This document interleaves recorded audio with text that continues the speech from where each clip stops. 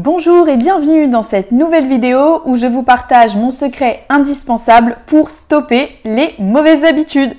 Donc bienvenue à vous sur ma chaîne de conseils dédiés à toutes les personnes stressées et fatiguées chroniques. Donc je suis Mariette Biernacki, je suis naturopathe, coach et magnétiseur et j'accompagne les personnes qui souffrent de stress et de fatigue chronique à retrouver sérénité et vitalité de manière naturelle. Si ces sujets vous intéressent, vous pouvez vous abonner à la chaîne et activer la petite cloche, comme ça vous serez notifié à chaque fois que je vous sors une vidéo de conseils. Vous pouvez également retrouver dans la barre d'informations mon e-book de 30 recettes anti-fatigue pour retrouver vitalité par la gourmandise. Ce sont vraiment des recettes faciles, rapides et gourmandes pour vous régaler sans passer 10 ans en cuisine. Elles seront également adaptées à toutes les personnes qui ont des intolérances alimentaires, notamment au gluten, aux produits laitiers et au sucre, puisque ce sont des recettes qui sont sans gluten, sans produits laitiers et sans sucre, mais pas sans gourmandise, puisque c'est très important pour moi. Je sais que vous êtes notamment nombreux à vouloir entreprendre des changements alimentaires, que vous mettez beaucoup d'énergie dans cette direction et je vous félicite vraiment pour ça. Et donc ce e-book est vraiment là pour vous accompagner dans ces changements en vous fournissant des petites idées faciles, rapides et délicieuses pour mettre ça en place de manière simple dans votre quotidien. Donc si ça vous intéresse, je vous mets le lien en barre d'infos pour vous le procurer. Donc aujourd'hui, on parle de comment stopper ces mauvaises habitudes et je vais justement vous partager mon secret vraiment essentiel par rapport à ça. Vous êtes très nombreux en consultation à me faire part du fait que vous souhaitez changer vos habitudes, que ce soit alimentaire, d'hygiène de vie d'une manière générale, sportive, mais aussi habitudes en termes de schéma de pensée. Par exemple, éviter de toujours penser à quelqu'un avec colère, avec haine, avec rage, etc. C'est aussi une forme d'habitude que l'on peut vouloir stopper, par exemple. Il ne s'agit vraiment pas que des habitudes d'hygiène de vie classique, ça peut être aussi d'hygiène mentale et c'est même très souvent là-dessus que j'accompagne mes clients en consultation. Et il s'avère que changer une habitude, finalement, ça peut être plus difficile que ce qui n'y paraît au premier abord parce que bien souvent, au départ, on est vachement motivé, on met plein de choses en place et puis quelques semaines après, quelques jours après, eh bien, la folie et le coup de volonté, entre guillemets, s'estompent un petit peu et on retombe vite dans ces schémas limitants. Et ça arrive à beaucoup d'entre nous, moi y compris. Et c'est la raison pour laquelle justement en ayant mis beaucoup de changements en place dans ma propre vie, je me suis rendu compte de ce qui fonctionnait et de ce qui ne fonctionnait pas à l'inverse pour pouvoir changer ses habitudes de manière simple, efficace et surtout durable. Donc déjà, qu'est-ce que c'est une habitude? Parce que ça va être important de comprendre ça pour comprendre bien l'astuce que je vais vous partager ensuite. Eh bien, quand on veut faire quelque chose, peu importe ce que c'est dans notre vie, on va penser qu'on a besoin de faire telle ou telle action et le fait d'y penser, ça va créer un chemin neuronal dans le cerveau. Le cerveau met vraiment en route une sorte de chemin de neurones, de fil conducteur qui va mener jusqu'à l'information à laquelle on veut aller. Et cela donc crée un chemin neuronal, un chemin de neurones qui va aller chercher l'information dont on a besoin. Et lorsqu'on a besoin de cette information très souvent, qu'on va réemprunter et réemprunter encore ce chemin neuronal, eh bien le cerveau va créer un réseau de neurones encore plus efficace, encore plus important pour aller vers cette information dont on a besoin. Et c'est ça qu'on appelle une habitude, c'est un chemin neuronal. Moi j'aime bien l'appeler une autoroute neuronale parce que c'est vraiment ça. Quand on a une habitude, on fonctionne en mode pilote automatique. Le cerveau a créé une autoroute vers l'info parce qu'il sait qu'on l'utilise très souvent. Donc ça fuse à fond la caisse, on n'a plus besoin de réfléchir, on est en mode pilote automatique pour cette action. Et en fait, faire ça, ça permet tout simplement au corps et au cerveau d'économiser beaucoup d'énergie parce qu'on n'a pas à chaque fois à recréer un nouveau chemin neuronal. Quand on fait tous les jours la même action, ou très souvent la même action, ça vaut pas le coup de s'ennuyer à toujours refaire l'effort de réinitier quelque chose de nouveau. Autant créer une autoroute qui y mène, ce sera quand même bien plus économique en termes d'énergie. Donc pour illustrer tout ça, je vous donne un exemple tout bête. Lorsque vous déménagez et que vous arrivez dans un nouveau logement, au début, vous allez avoir du mal avec les interrupteurs, vous allez avoir du mal à savoir où est-ce qu'il faut appuyer pour allumer les lumières. Et alors là, je vous parle même pas du fait que vous arrivez chez vous dans le noir, vous tâtonnez le long du mur pour trouver l'interrupteur Et une fois que vous êtes chez vous depuis plusieurs mois, voire plusieurs années, alors là, vous pouvez même allumer la lumière pendant la nuit, les yeux fermés, vous trouvez l'interrupteur immédiatement. Je pense que chacun d'entre nous se reconnaîtra à un moment donné dans ce petit exemple, ma foi, bien parlant.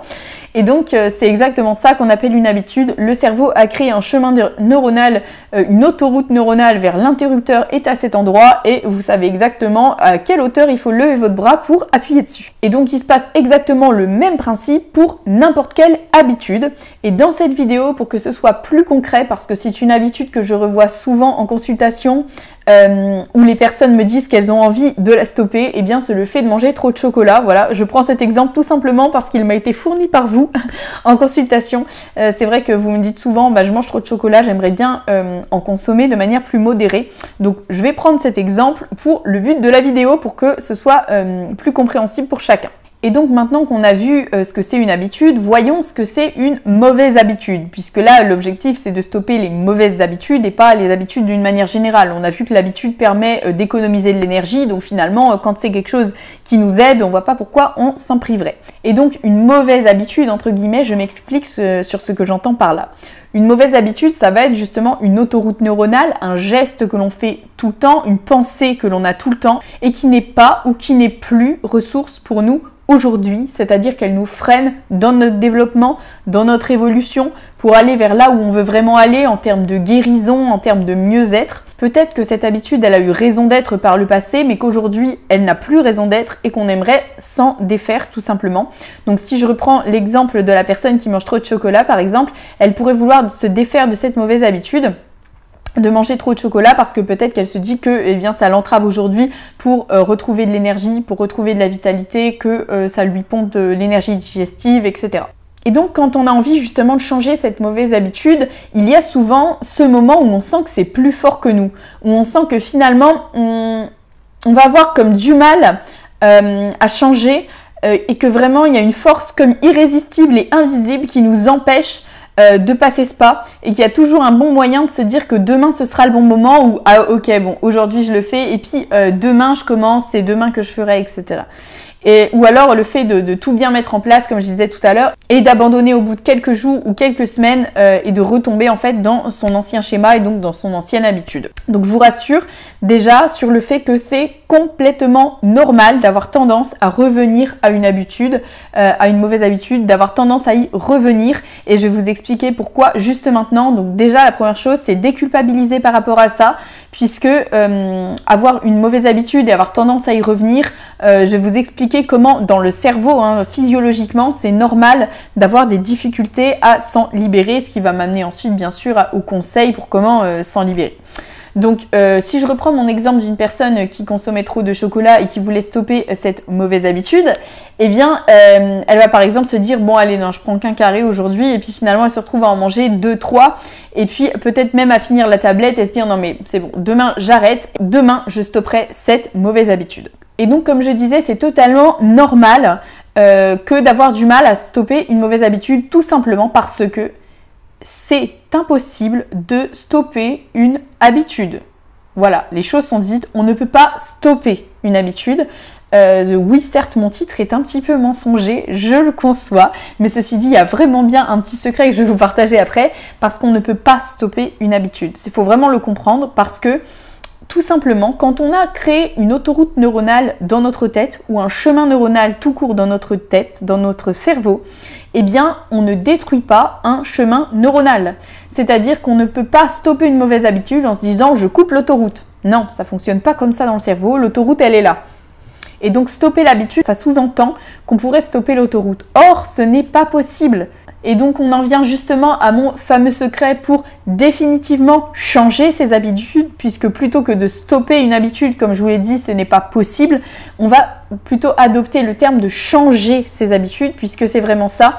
Et justement mon petit secret par rapport à ça, c'est de se concentrer sur non pas stopper le chemin neuronal que l'on empruntait jusqu'à présent, mais en créer un nouveau, créer une nouvelle autoroute neuronale qui sera plus efficace pour aller au but voulu. Et le cerveau, toujours par souci d'économie d'énergie, parce qu'il est fort intelligent et il va aller là où il est le plus bénéfique pour lui, et bien lui faire comprendre que désormais il y a des bouchons sur l'ancienne autoroute et c'est la nouvelle qu'il va falloir emprunter parce que finalement elle est plus rapide et plus efficace pour aller là où on veut. Et donc changer ses habitudes, ce n'est pas enlever l'ancienne habitude puisque comme on l'a vu ce n'est pas possible, mais c'est en faire une nouvelle, en créer une nouvelle qui va nous permettre de se rendre plus simplement, plus rapidement, plus efficacement là où on veut aller.